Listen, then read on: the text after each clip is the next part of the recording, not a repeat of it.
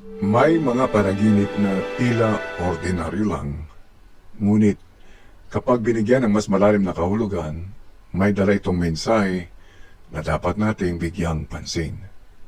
Isa sa pinakamadalas ay ang panaginip tungkol sa itim na ahas. Ano nga bang ibig sabihin nito?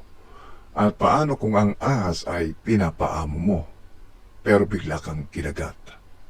Yan ang susuriin natin ngayon dito sa ating video.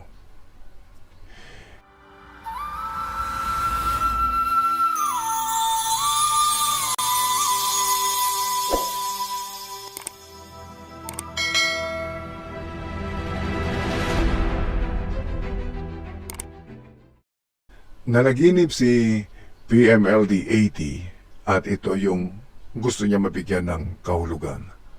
Ano po ang ibig sabihin ng pinapaamo ko yung maliit na itim na ahas, tapos bigla ako kinagat, malalim, tapos biglang kinagat ng aso ko. Dahil nakita niya na kinagat ako ng ahas at naputol ang nguso ng ahas. At bigla nagtatatakbo ang ahas nung hinabol siya muli ng aso ko. Nakakatakot nga ba ang kahulugan ng pinapaamo ang maitim na ahas? Ang maliit na itim na ahas ay sumisimbolo ng isang maliit na problema, lihim o taong may negatibong intensyon. Ang pagpapaamo mo dito ay tanda na sinusubukan mong kontrolin ang problema o pinipigilan mong mabunyag ang isang lihim o pinipilit mong pakisamahan ang isang bagay na delikado. Pero nang bigla ka nitong kagatin, ipinapakita nito na ang bagay na inaakala mong hawak mo ay siya ring magdudulot ng pinsala sa iyo. Ang aso sa panaginip ay simbolo ng katapatan at proteksyon. Maaring isang kaibigan, kamag-anak o sarili mong instinct. Nang ipagtanggol ka ng aso laban sa ahas, ipinapakita nito na hindi ka nag-iisa. May puwersang handang lumaban para sa iyo.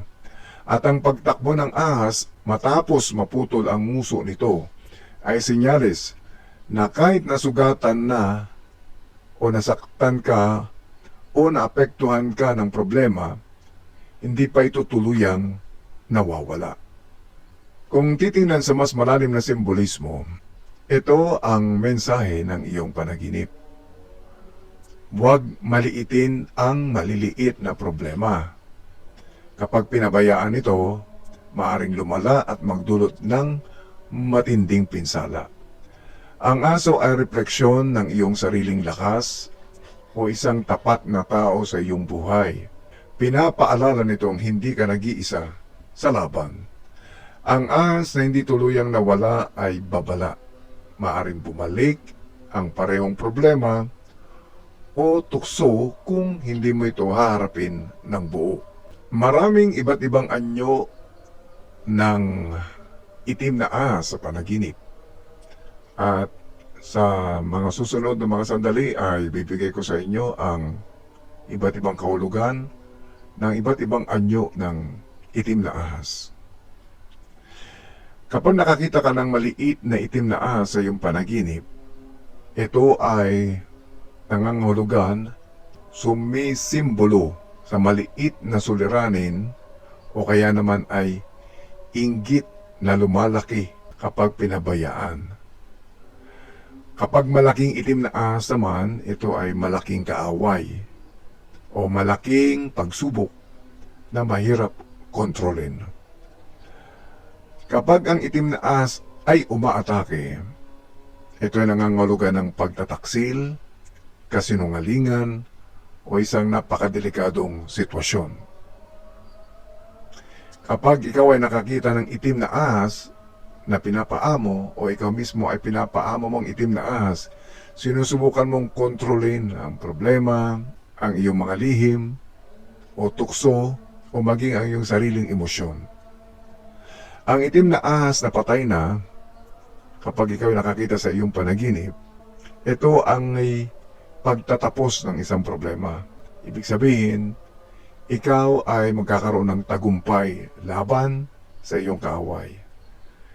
Ang itim na ahas na tumakas, ibig sabihin ay hindi pa tapos ang issue dahil maaring bumalik ito.